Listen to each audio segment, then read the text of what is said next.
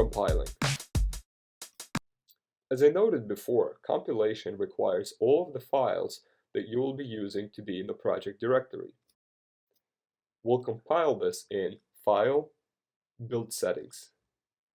Since we're compiling for the desktop, we will leave the platform setting as is.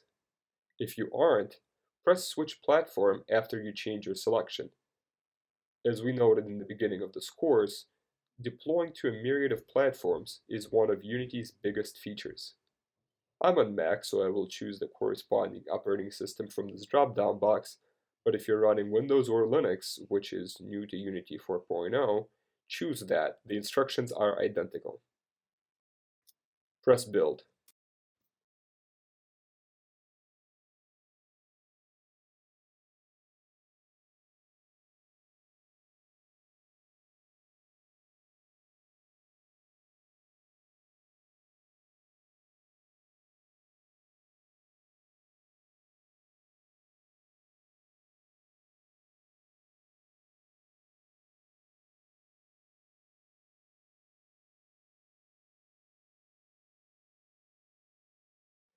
Opening up our creation, we will see some settings which we can set ourselves through the Project Settings menu that the user can now adjust for themselves.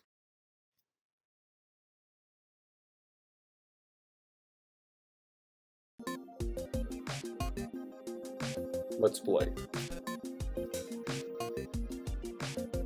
Everything looks fine, the box is moving around. This was a very condensed crash course, so do not worry if you did not understand all the concepts and aspects of this program.